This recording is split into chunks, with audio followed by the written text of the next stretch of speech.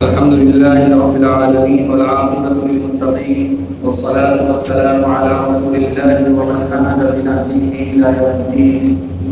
أما بعد، أعوذ بالله من الشيطان الرجيم. بسم الله الرحمن الرحيم. يا أيها الذين آمنوا ادخلوا في السلم كافة ولا تتبعوا خطوات الشيطان. صدق الله العظيم وصدق رسوله النبي الكريم ونحن على ذلك من الشاهدين والشاکرین. معزز دوستوں، قابل احترام ساتھیوں، بزرگوں، اللہ تبارک و تعالی نے جو ہمیں دین اور اسلام دیا ہے، دین دیا ہے، اس کا نام اسلام ہے، اور یہ ایسا ضابطہ، جامع اور مانع نظام زندگی کا نام ہے جس کے کسی بھی پہلو میں ادھورا پن نہیں ہے، ہر طرف سے، ہر طرح سے کامل اور مکمل ہے.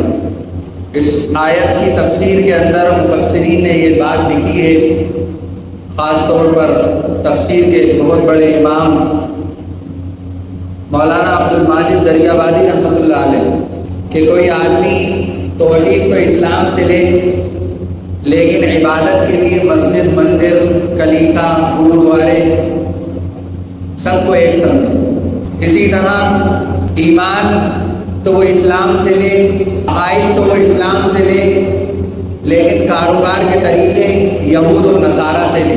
اور بھی بہت ساری چیزیں اس پر فٹ ہو سکتی ہیں. مثال پر تو ایسا بالکل بھی نہیں ہے، بلکہ اسلام نے ہر پہلو پر اور ہر پہلو کے ہر جز پر مکمل رہنمائی اور رہبری کی. پیدا ہونے سے لے کر جوانی تک، جوانی سے لے کر بڑھاپے تک، بڑھاپے سے لے کر مرنے تک، کاروبار سے لے کر تجارت تک، تجارت ہو، زراعت ہو، کسی بھی فیلڈ، کوئی بھی فیلڈ ہو، یہاں تک کہ شادی بیاہ ہو یا روزانہ کی انسان کی زندگی جو گزرتی ہے، اس میں اس کی ضروریات زندگی ہے، چاہے وہ قضائے حاجات ہو، پیشاب پاخانے کا طریقہ ہو، کچھ بھی ہو، ہر چیز مکمل اور اکمل طریقے پر ہمیں سکھائی گئی. ایک بات تو یہ مکمل ہو. اب اس بات کو سن کر ہمیں یہ فیصلہ کرنا ہے کہ ہم کون سے والے مسلمان کہلاتے ہیں. ایمان اور عقائد تو ہم نے اسلام سے لیے، اور شادی بیاہ کے طریقے ہم دوسروں سے لے رہے ہیں، غیروں سے لے رہے ہیں. تو کیا ہم اپنے آپ میں جھانک کر دیکھیں ہم واقعی مسلمان ہیں یا نہیں ہیں؟ اس لیے کہ اللہ تبارک و تعالیٰ کا مطالبہ ہم سے یہ ہے، یا ایھا الذین آمنوا ادخلوا فی السلم کافہ، کہ اے ایمان والوں، اسلام کے اندر، دین کے اندر، امن و انصاف کے اندر مکمل طور پر، مکمل طریقے پر داخل ہو جاؤ. جس چیز کا حکم دیا گیا اس کو اپنا لو، جس چیز سے منع کیا گیا اس سے رک جاؤ. یہ ہونا چاہیے. اب میں دوسری بات، اس آیت کے دوسرے پہلو پر آپ کی توجہ دلانا چاہتا ہوں. آپ کو میرے پاس روزانہ سوشل میڈیا کے ذریعے سے نوجوانوں کے میسج اور اطلاعات آ رہی ہیں کہ ایک بڑی تعداد میں نوجوان مرتد ہو رہے ہیں.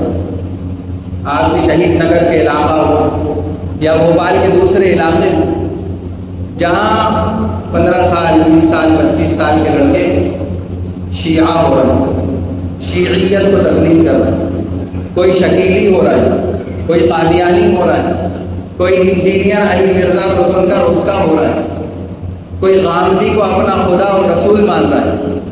یہ سب چل رہا ہے. آپ سوچ رہے ہوں گے کہ ہمیں اس سے کیا لینا دینا، ہم تھوڑی ان میں جا رہے ہیں. دیکھیے ایک بات مکمل طور پر سمجھیے. آپ یہ بتائیے، جواب دیجیے گا مجھے اس بات کہ اگر آپ کے گھر میں جو ٹنکی ہے پانی کی، اس میں پانی بھرا ہو تو کیا اس میں کچھ اور چیز ڈالنے کی گنجائش ہوتی ہے؟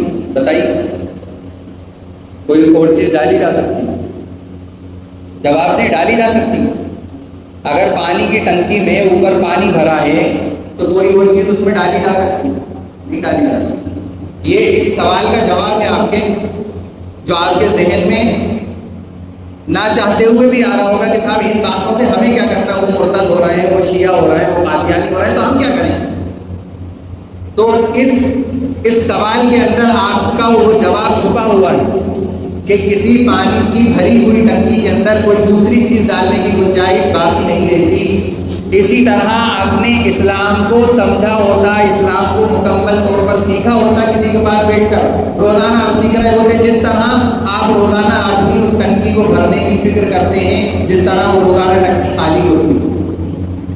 روزانہ کوئی وقت طے کر کر آپ اس کو بھر رہے ہوتے اپنے اس ایمان کی ٹنکی کو ایمان سے، تو پھر کوئی دوسری چیز ڈالنے کی اس پہ گنجائش باقی نہیں ہے۔ یہاں کے چونکہ میں یہیں پلا بڑا ہوں، یہیں پیدا ہوا ہوں، اس لیے یہیں سے شکوہ بھی کروں گا۔ نوجوانوں سے کئی روز سے میں کہہ رہا ہوں، ایک ایک کو پکڑ کے کہہ رہا ہوں کہ کچھ وقت دے دو، ہفتے میں 10 دن، ہفتے میں 2 دن آ جاؤ، 3 دن آ جاؤ، 10 منٹ 15 منٹ ہفتے میں دے دو مجھے، تاکہ کوئی دوسرا تم پر حملہ نہیں کر سکے۔ لیکن نوجوان میری اس بات کو بالکل توجہ نہیں دے رہا۔ کچھ دن تو میں آ کر بیٹھا بھی، آئے بھی 2-4 نوجوان، لیکن اس کے بعد سے وہ بھی کام کاج میں الجھ گئے۔ پھر انہی نوجوانوں کو وہ لوگ پکڑتے ہیں اور پھر اپنے طور پر سمجھاتے ہیں۔ تو اچھی طرح سمجھ لیجئے، جب کوئی بات اچھی سمجھائی جاتی ہے تو وہ دیر میں سمجھ میں آتی ہے، لیکن جب کوئی بات غلط سمجھائی جاتی ہے تو وہ جلدی سمجھ میں آ جاتی ہے، اور آدمی اس کو جلدی تسلیم کر لیتا ہے، جلدی قبول کر لیتا ہے، پھر اسلام کے اوپر سینکڑوں اشکالات کرتا ہے، اور پھر اس کو جواب دینے والے صحیح نہیں ملتے، تو پھر وہ اور زیادہ اس پر ہٹرم ہو جاتا ہے کہ میاں علماء جواب نہیں دے پاتے ہماری بات کا، ہمارے سوالوں کا۔ کیوں نہیں دے پاتے؟ کیونکہ آپ اس فیلڈ کے اس اسپیشلسٹ کے پاس پہنچے ہی نہیں جو آپ کو صحیح جواب ملے۔ آپ تو پہنچ گئے کسی مکتب کے حافظ صاحب کے پاس یا کسی ایسے کے پاس جس کو اس فیلڈ کا تجربہ نہیں۔ یہ 2 باتیں ہو گئی میری آج کے عنوان پر۔ یہ دوسری بات میں کر رہا ہوں آپ سے۔ پہلی بات میں نے کی کہ اسلام کے اندر پورے داخل ہو جاؤ گے اس طریقے پر، اس کی وضاحت کر چکا ہوں۔ دوسری بات نوجوانوں کے ارتداد پر کر رہا ہوں کہ بہت تیزی سے ارتداد بڑھ رہا ہے، اور سمجھ لیجیے اچھی طرح کان کھول کر سن لیجیے، خاص طور پر اس محلے کے راجو کالونی کے لوگوں کہ ابھی ہفتہ 15 دن پہلے ایک بڑے عالم دین آئے، انہوں نے اسی عنوان پر بات کی جس میں علماء کو بلایا گیا تھا، اور یہ پیغام دیا کہ اپنی عوام تک اس پیغام کو پہنچا دیں۔ جس طرح آج سے 50 سال 70 سال پہلے پورے ایشیا کے اندر اسلام کو ختم کیا گیا، ترکی کے اندر اسلام کو ختم کیا گیا، وہاں کی مسجدوں کو کلیسا بنا دیا گیا، وہاں کی مسجدوں کو استقبل بنا دیا گیا، وہاں کی مسجدوں کو نامعلوم کن کن چیزوں کے اندر تبدیل کیا گیا۔ کیا تھا اس کا بنیاد کیا تھی اس کی بنیاد تھی تعلیم کا نظام بدل دینا، تعلیمی نظام تبدیل کر دینا، اور کسی بھی جنریشن کو اور زمانے کے اندر جو قوم نسل بڑھتی ہے اس کو بدلنے کے لیے صرف 15 سال کافی ہوتے ہیں۔ کتنے سال کافی ہوتے ہیں؟ کسی بھی جنریشن کے مائنڈ سیٹ کرنے کو 15 سال کافی ہوتے ہیں۔ آپ لوگوں کو ابھی یہ بات ایسی لگ رہی ہوگی، یہ میں زبان ضرور میری ہے لیکن الفاظ اس میں بڑوں کے بزرگوں کے اللہ والوں کے۔ کیا آپ لوگ سوچ رہے ہیں بے فکری ہے، سب دین ہے، اجتماع ہوتا ہے، ہمارا بھوپال اجتماع ہوتا ہے، آپ کیا سمجھ رہے ہیں کچھ بھی ہو جائے گا یار؟ یہ شیعہ ہو رہا ہے آپ کے شہید نگر کے اندر اور بھی دوسرے علاقوں کے اندر، آپ ہی کے بھوپال میں جہاں ہر مسجد کے اندر رش ہوتا ہے، جہاں ہر مسجد کے اندر ملاقاتیں ہوتی ہیں، لیکن آج جو امت کی پیاس ہے اس پیاس کو بجھانے والا کوئی نہیں، سب اپنے کھانے کمانے اور مر جانے کے اندر لگے ہوئے۔ نوجوان سوچ رہے ہیں ابھی ہمیں کیوں موت آئے گی، ابھی تو 50 سال ہمیں زندہ رہنا ہے۔ بھول گئے آپ 3 نوجوانوں کا قصہ جو کروڑ کے تھے، ایک سیکنڈ ایک پل کے اندر اللہ کی طرف سے کیسا بلاوا آتا ہے وہ لوگ چلے جاتے ہیں۔ تو کسی بھی جنریشن اور کسی بھی نسل کو تیار ہونے میں 15 سال لگتے ہیں۔ ہوا یہی ترکی کے اندر اور پورے ایشیا کے اندر، چاہے اس میں ازبکستان ہو، تاجکستان ہو، قزاقستان ہو، داغستان ہو، ماسکو ہو، ان سب علاقوں کے اندر ہوا یہ کہ وہاں جو دہریے تھے دوسرے ملکوں کے وہاں آئے، انہوں نے اپنا تعلیمی نظام پیش کیا کہ ارے کہاں لگے ہوئے ہو، ہم تمہیں نیا تعلیمی نظام دیتے ہیں، دیکھو تمہارے بچے ایسے انگلش بولیں گے، تمہارے بچے ایسے فارورڈ ہوں گے، اور ایسے انجینئر ہوں گے، اور ایسے ڈاکٹر ہوں گے۔ نئے نئے خواب ان کو دکھائے گئے، اور وہ باتوں میں آ گئے. اس وقت کے علماء نے اسی طرح ان کو منع کیا جس طرح آج آپ سے کہا جا رہا ہے کہ کانوینٹ اسکولوں میں اپنے بچوں کو کوویڈ اسکولوں میں مت ڈالو. لیکن آپ لوگوں کی بات سمجھ میں نہیں آ رہی. یہ ہمارے یہ اسکول کن لوگوں سے آباد ہے؟ صبح جب میں نکلتا ہوں فجر کے بعد کئی بڑی تعداد میں برقع والی مستورات اپنے بچوں کو چھوڑنے جاتی ہیں کانوینٹ اور عیسائیوں کے اسکولوں میں، غیروں کے اسکولوں، جہاں آپ کے بچوں کو صرف اور صرف کفر سنایا جا رہا ہے، کفر دکھایا جا رہا ہے، کفر پڑھایا جا رہا ہے اور کفر بلوایا جا رہا ہے. آپ ایسے اسکولوں کے حوالے کر رہے ہیں. جب ان کے علماء کی بات ان عوام نے نہیں مانی اور وہ 15 سال تک پڑھتے رہے تو پھر وہاں جو حالات ہوئے ہیں وہ حالات اگر ہم نہیں سمجھے تو 15 سال کے بعد ہمیں یہ حالات اپنی آنکھوں سے دیکھنے کو ملیں گے. کیا حالات؟ کہ ان مسلم گھرانوں کے بچوں نے اپنے گھروں سے قرآن کو نکال کر پھاڑا، اپنے ہاتھ سے قرآن کو جلایا، اپنے ہاتھ سے مسجدوں کو ویران کیا اور تالے لگائے. دوسری قوموں کو ضرورت نہیں پڑی پھر کچھ کرنے کی. انہوں نے تو ان کی نسل کے اندر وہ قوم تیار کر دی جو خود اپنے ہاتھ سے قرآن کی بے حرمتی کرتے اور اسلام کو ختم کرتے. دوسرے لوگوں کو آنے کی ضرورت نہیں 15 سال کے بعد. کیوں؟ کیونکہ شریعت کا نظام کیا ہے؟ بالغ کب مانا جاتا ہے بچہ؟ بھائی ایک تو ہوتا ہے کہ نشانی ظاہر ہو جائے بلوغت کی، ایک یہ ہے کہ نشانی ظاہر ہی نہیں ہو رہی بلوغت کی، بالغ ہونے کی. تو شریعت نے کہا ہے کہ 15 سال میں ہم مان لیں گے کہ بالغ ہو گئے. تو شریعت سے بھی پتہ چلتا ہے کہ ایک نسل کو تیار ہونے میں 15 سال لگتے ہیں. ہم مکتب کتنی دیر بھیجتے ہیں بچوں کو؟ آدھا گھنٹے 1 گھنٹے. یا ہم تھوڑا پیسہ آ گیا ہمارے پاس تو ارے صاحب وہ گھر ہی آ جانا، اب ہم بچے کو اپنے مکتب نہیں بھیج سکتے. وہ وہاں کا نظام ذرا اچھا. اسکول کا نظام آپ کو بہت پسند ہے جہاں آپ کے بچوں کو ابھی رکشا بندھن پر وہ بنوایا جائے گا. آپ کا بچہ ایک غیر مسلم اور غیر لڑکی کو اپنے ہاتھ سے دھاگا باندھے گا. یہ آپ کو بہت پسند ہے یہ نظام. اسی طرح آپ کو ان اسکولوں میں بھیجنا پسند ہے جہاں صبح صبح ان کو وہ کفر سنایا اور بلوایا جاتا ہے اور وہ ڈانس پارٹیاں اور وہ سب ہوتے ہیں. آپ کو یہ سب نظام بہت پسند ہے. آپ کو مکتب اور مدرسے کا نظام پسند نہیں ہے کہ وہاں نہیں پڑھوا سکتے ہم تو آپ گھر پہ.